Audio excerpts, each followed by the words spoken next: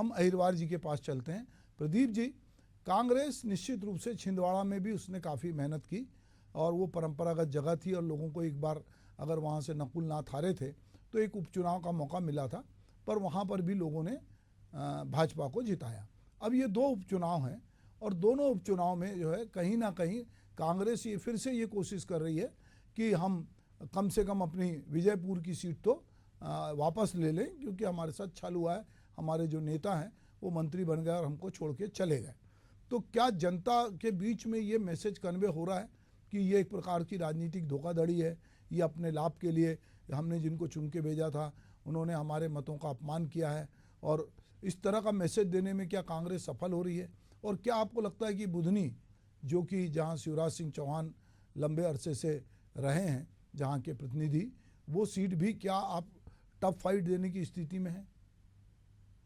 देखिए सुभाष जी, ये दोनों सीटें, चाहे विजयपुर की सीट हो चाहे बुधनी की सीट हो, इन दोनों सीटों पर कांग्रेस ने बहुत जमीनी लोगों को टिकट दिया है।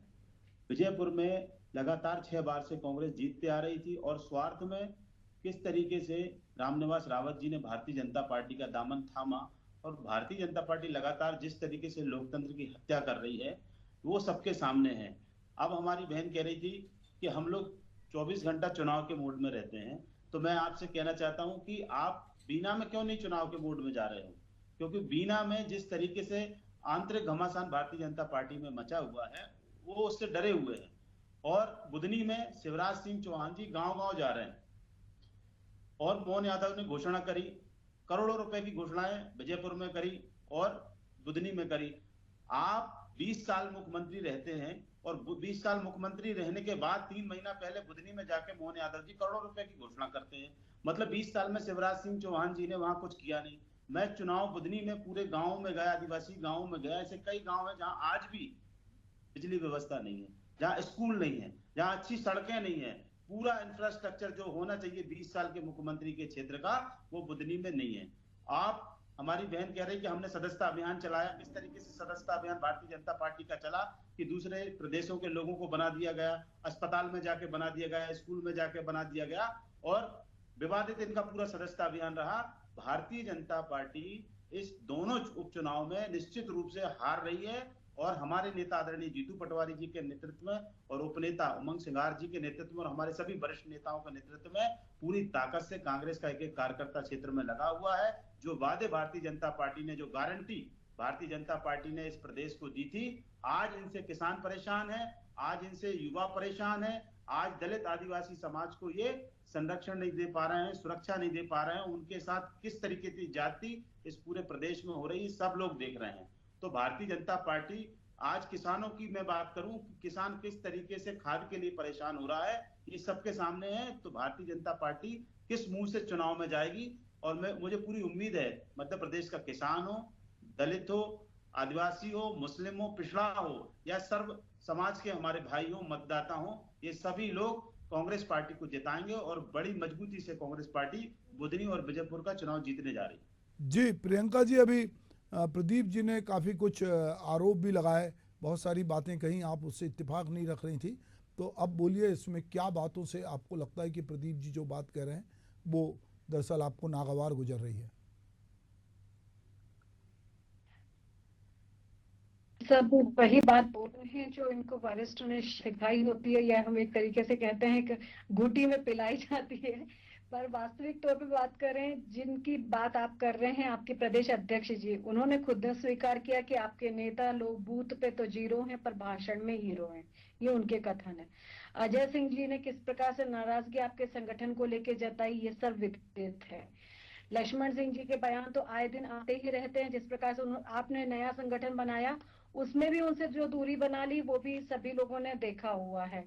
अब आप बात कर रहे हैं कि आप लोगों से, हमारे से किसान परेशान है कि 1500 से ज्यादा किसान, कर्नाटक में वीडियो बना करके किसान ने आत्महत्या करी है, परंतु किसानों की चिंता आप लोगों को आपके शासित राज्यों में कभी नहीं होती। ये थोड़ा सा दुखद लगता है कि सारी चिंता मध्य प्रदेश में आप जताते हैं, परंतु भ्रष्टाचार की, ड्रग्स, अपराध की ये चिंता आप लोग को उन राज्यों में कतई नहीं सताती जहां पे आप खुद शासन कर रहे हैं। वहां पे आप वादे कितने पूरे कर पाए आप जानते हो। अगर आप इतने ही तकनीकी भेद को अगर आपने मिटाया होता तो 13 राज्यों से ज्यादा राज्यों में आप शून्य पे सीमित नहीं हो गए होते। तो मेरे भाई आपसे भी मेरा अनुरोध ये है कि लोकतंत्र की हत्या 107 बार करी, आपातकाल किसने लगाया, ब्लैक डे क्यों घोषित किए गए, ये जानते हैं। भारत को तोड़ करके अगर 370 लागू करके आपने खंड खंड कैसे विखंडित करके रखा, ये भी सबने देखा है। तो बेहतर होगा कि उंगली उठाने की जगह पर आप जमीनी स्तर पे अपने संगठन को मजबूत करेंगे तो वो लोकतंत्र की खूबसूरती को और बढ़ाएगा। अगर लोकतंत्र की हत्या करनी होती तो जैसे मतपेटियां पहले आप लोग लूट लिया करते थे वैसा ही आज भी चल रहा होता, परंतु आज जनता सब समझती है, वो अपना भला बुरा सब जानती है और उसके हिसाब से मतदान करती है। अगर हम क्षेत्र में कार्य करेंगे निश्चित है जनता हमें सराखों पे रखेगी। जिस दिन हम करना बंद कर दिया निश्चित तौर पे जनता भी नकार देगी, जिस तरह से नकार के रखा हुआ है। तो आप भी बेहतर जमीनी स्तर पे अपना कार्य खड़ा करें। लोकतंत्र की खूबसूरती को बनाए रखने के लिए प्रतिपक्ष का होना भी उतना ही जरूरी है जितना कि सत्ता पक्ष का। जी प्रियंका जी, आपने बड़े अच्छी बात कही कि लोकतंत्र की खूबसूरती को बनाए रखने के लिए प्रतिपक्ष जरूरी है, पर प्रतिपक्ष के लोगों को भर भर के आप सत्ता से जोड़ लेंगी तो प्रतिपक्ष कहाँ बचेगा। अगर ये जो प्रतिपक्ष है जिसकी आप बात कर रही हैं, तो लगातार मध्य प्रदेश में प्रतिपक्ष को किस तरह से खरीद फरोख्त हुई, उनके इस्तीफे कराए गए, उनको चुनाव लड़ाया गया और कहा कि ये लोग जो हैं चूँकि इनका पार्टी से मोह भंग हो गया था, कांग्रेस से ये नाराज़ थे। तो अभी बीच में जब चुनाव हो रहा था तो कांग्रेस से बहुत बड़े पैमाने पे कांग्रेसी कहते हैं कि भाजपा का कांग्रेसीकरण हो गया है। तो एक तरफ तो आप लोकतंत्र की खूबसूरती की बात करती हैं, दूसरी तरफ जो प्रतिपक्ष है उसके लोगों को भर भर के आप अपने साथ ले जाओगी तो प्रतिपक्ष कांग्रेस विहीन भारत बनाने की बात भी भाजपा करती रही है। तो आप तो प्रतिपक्ष के बिना भी काम करना चाहती हैं, फिर ये कैसे बचेगा। देखिए आपके माध्यम से मैं पूछना चाहूंगी सुभाष जी भैया कि क्या कोई एक भी ऐसा वीडियो है जिसमें खरीद फरोख्त के सबूत है? मैं तो बिल्कुल उसका भी स्वागत करूंगी कि शिकायत की जाए। क्या कोई एक ऐसा वीडियो जिसकी किसी कनपट्टी के ऊपर गन रखी हो और ज्वाइनिंग करवाई गई हो? क्या कोई एक ऐसा एविडेंस अवेलेबल है जिसमें हम लोग से खरीद फरोख्त देते हुए दिख रहे हो? या फिर अगर कोई आपके दरवाजे पे आता है और आप उस स्वागत ना करें तो ये तो आतिथ्य देवो भव की पद्धति को भी आप बंद करेंगे। अगर आपके दरवाजे पे कोई आ रहा है और आपकी सदस्यता लेना चाहता है और वो खुद ये कहता है कि आपकी रीति से आपके विकास कार्यों से प्रभावित होकर, आपकी वचनबद्धता से प्रभावित होकर, आपके संभाव को देखते हुए, आपके कार्यकर्ताओं के जो आप लोग सम्मान करते हैं उसको देखते हुए हम अगर आपकी पार्टी ज्वाइन करना चाहते हैं तो भाई स्वागत है। आप हमारी विचारधारा से प्रभावित होना चाहते हैं तो स्वागत है। अगर वो हमारी विचारधारा से प्रभावित हो रहे हैं, हमारे कार्यों से प्रभावित हो रहे हैं, ये हमारी जीत है, ये हमारी विजय है, तो बेहतर है कि उन्होंने ज्वाइन कर लिया। इसके लिए कोई किसी को इनकार नहीं कर सकता। ये भी लोकतंत्र है, उसको स्वतंत्रता देता है कि आज मैं भाजपा में वोट डाल रही हूँ, कल अगर कांग्रेस के ऐसे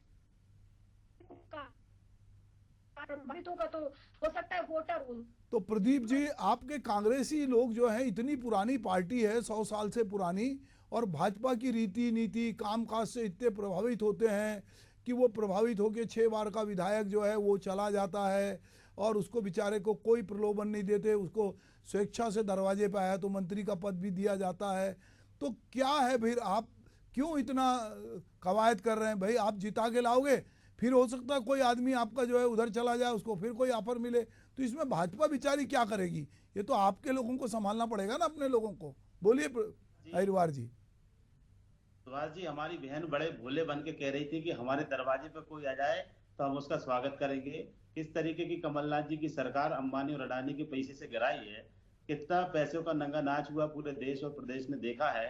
और जब आपकी पार्टी इतनी अच्छी है तो आपके वरिष्ठ लोगों को क्यों मंत्री नहीं बनाया, क्यों रामनिवास को मंत्री बनाया आप लोगों ने? आपको इसका जवाब आपके पास नहीं है। आपने लालच दिया, उनको अपने पाले में लिया, उनको मंत्री बनाया।